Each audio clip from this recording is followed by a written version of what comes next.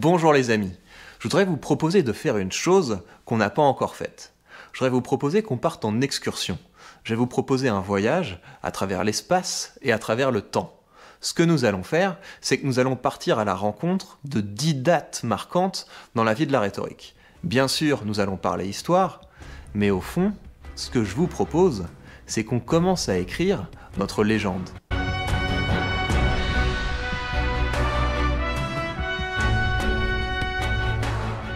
Il y a deux raisons pour lesquelles je voudrais vous proposer une histoire de la rhétorique. La première, c'est que je vous l'ai déjà dit, mais je vais bientôt publier une série de vidéos orientées outils et exercices. Et ce que je voudrais, c'est qu'on inscrive ces outils et ces exercices dans une histoire, dans une culture. Et c'est important parce que c'est ce qui va nous permettre d'éviter de développer un rapport uniquement utilitariste à la rhétorique. Parce que bien sûr, apprendre la rhétorique, ça va vous permettre de défendre plus efficacement les causes, les projets qui vous tiennent à cœur, et c'est très bien. Mais en apprenant la rhétorique, vous devenez également les continuateurs d'une œuvre, les dépositaires d'une tradition.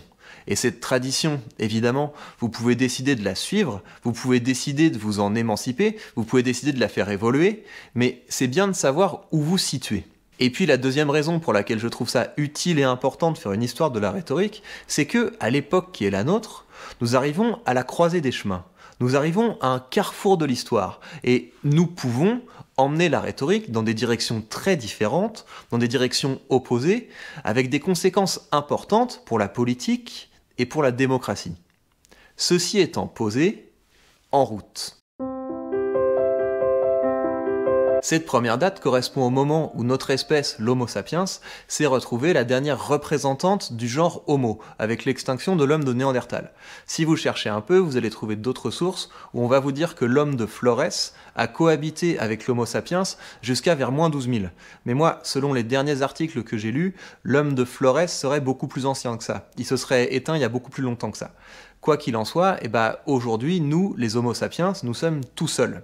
Et il y a une croyance qui est assez répandue, qui consiste à expliquer le fait que notre espèce se soit développée au détriment des autres espèces d'hommes en raison de notre intelligence supérieure. Mais en fait, il n'y a rien qui prouve que l'Homo sapiens ait été tellement plus intelligent que les autres espèces avec lesquelles on cohabitait au début.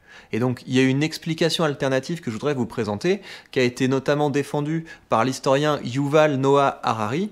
Et lui, ce qu'il nous dit, c'est que si on veut comprendre l'exception humaine, si on veut comprendre ce qui distingue l'Homo sapiens des autres espèces d'hommes, il ne faut pas tellement se focaliser sur les compétences individuelles, il faut plutôt se focaliser sur les caractéristiques des groupes qu'on constitue.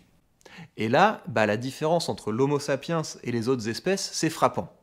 Si vous prenez le cas des groupes formés par nos plus proches cousins, les chimpanzés, c'est des groupes qui ne dépassent jamais les 50 individus. Et pourquoi ? Parce que c'est des groupes dont la cohésion repose sur des contacts physiques, des contacts quotidiens. Donc des petits services, du jeu, des câlins, de l'épouillage, etc. En comparaison, les Homo sapiens furent très rapidement capables de former des groupes de plus de 150 individus. Et donc si un homme de Néandertal c'était plus costaud qu'un Homo sapiens, quand un groupe de sapiens croisait un groupe de Néandertal, les sapiens avaient systématiquement un avantage numérique décisif. D'où est-ce que ça venait ? Cette capacité, il faut la chercher dans la spécificité de notre langage. Tous les animaux ont une forme de langage. Il y a une étude que je trouve intéressante où des zoologistes ont pu établir que les singes verts avaient un cri pour dire « attention, il y a un aigle » et un cri pour dire « attention, il y a un lion ». Et donc la manière dont ils ont fait ça, c'est qu'ils ont enregistré ces deux cris différents et ils les ont passés à des populations de singes verts et quand on leur dit « attention, il y a un aigle », ils ont tendance à essayer de se cacher sous terre et quand on leur dit « attention, il y a un lion », ils ont tendance à grimper dans les arbres. Mais donc le truc, c'est que si tous les animaux ont un langage, le langage de l'Homo sapiens, qui s'est développé il y a environ 70 000 ans, se distingue par la qualité et la quantité des informations qu'on est capable de transmettre. Et le trait le plus spécifique de notre langage, c'est qu'on n'est pas seulement capable de parler pour décrire des objets qui peuplent notre environnement, on est également capable de parler de choses qui n'existent pas vraiment. Donc si vous avez certains animaux qui sont capables de signifier des choses du genre « attention au lion », eh bien l'Homo sapiens est capable de signifier des choses du genre « le lion est l'emblème de notre tribu ». Nous avons donc une capacité sans équivalent à partager des mythes, des histoires, des fictions. Et ça, eh bien, ça a ouvert la voie à des coopérations extraordinaires pour accomplir des choses extraordinaires, mais bien sûr, ça ouvre aussi la voie à des catastrophes à très grande échelle. Et donc, c'est le premier élément de culture dans lequel je vous propose d'inscrire les outils rhétoriques. Quand vous apprenez la rhétorique, vous vous exercez à amplifier, à repousser les limites de ce qu'il y a de plus spécifique, de ce qu'il y a de plus extraordinaire dans la nature humaine, notre langage. Et à mesure que vous développez ce grand pouvoir, vous développez également une grande responsabilité. Le deuxième temps de notre parcours, c'est bien sûr l'apparition de l'écriture. Et si je prends moins 3300 comme date, c'est pour que ça vous rappelle des souvenirs.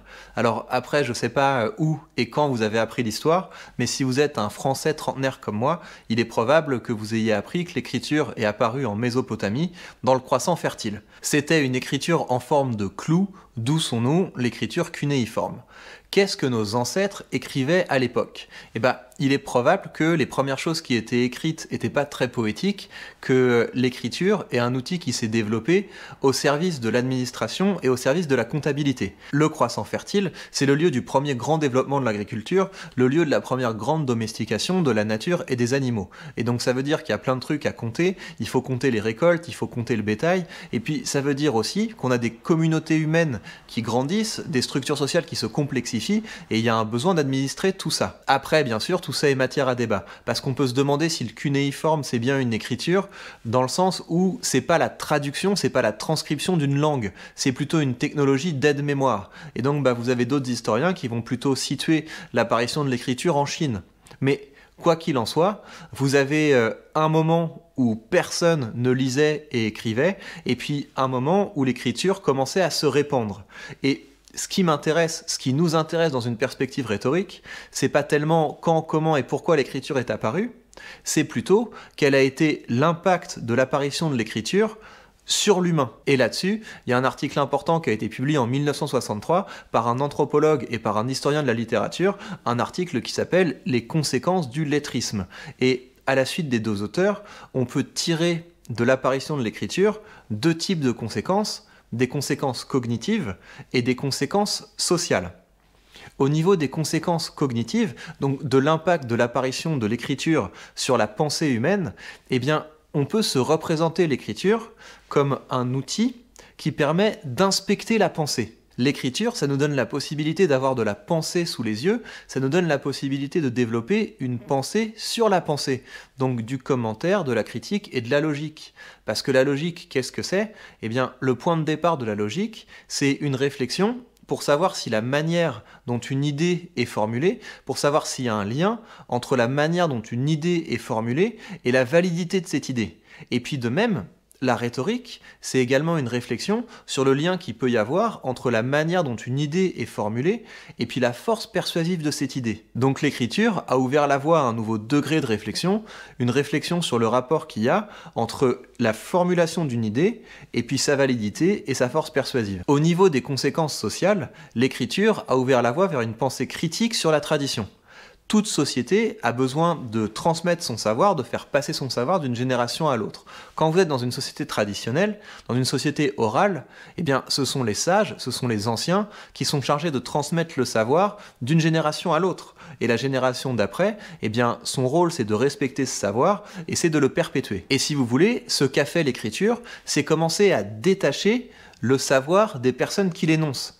Quand vous êtes dans une société traditionnelle, eh bien, critiquer le savoir, c'est en quelque sorte blesser, c'est en quelque sorte attaquer la personne qui l'énonce. Quand vous êtes dans une société de l'écriture, eh bien, les idées circulent indépendamment des personnes qui les énoncent. Et donc, critiquer des idées, ça devient moins un drame. Et puis, comme le savoir peut maintenant être possédé par un plus grand nombre de personnes, on évolue également vers des sociétés plus égalitaires. En d'autres termes, vous avez dans l'apparition de l'écriture les germes d'une des plus belles aventures de notre espèce.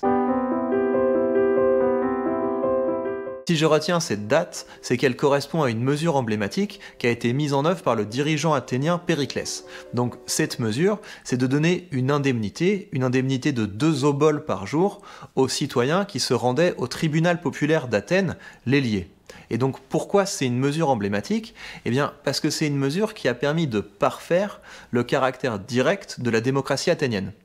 Parce que quand on siège dans un tribunal, quand on siège dans une assemblée populaire, eh bien on n'est pas en train de travailler.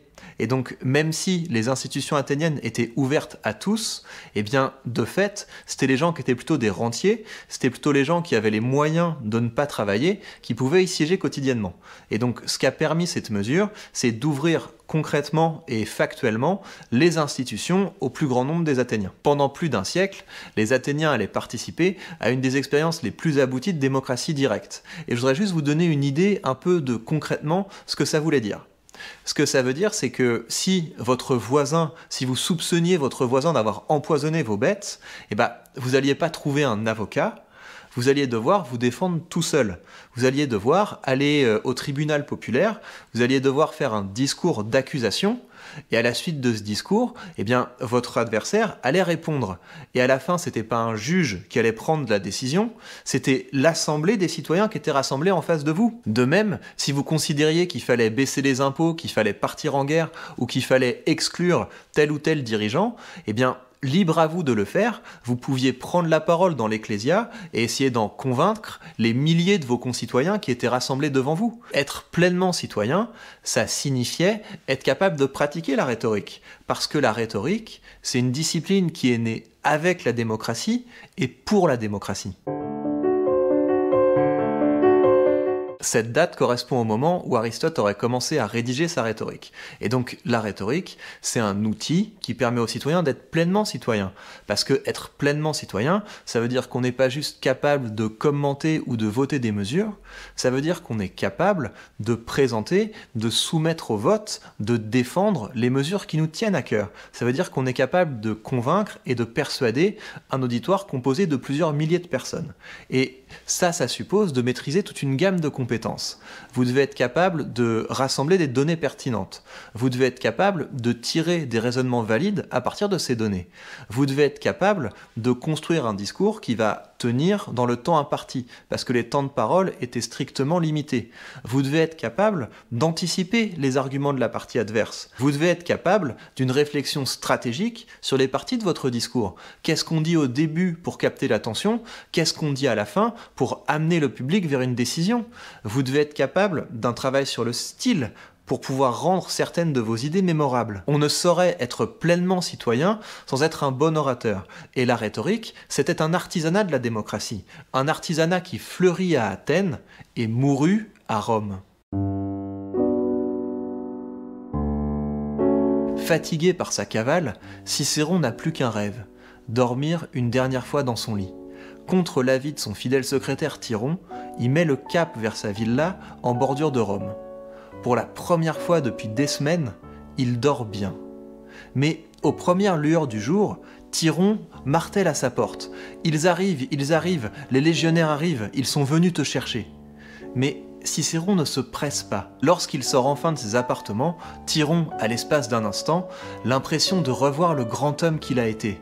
Oui, c'est ça, c'est bien cet habit blanc qu'il portait, le jour où il sauva la République des conspirateurs. Lorsqu'il se met en route, le soleil brille, et Thyron a le bref espoir de voir, une nouvelle fois, son vieux maître échapper à la mort. Mais bientôt, le cortège est encerclé par des légionnaires.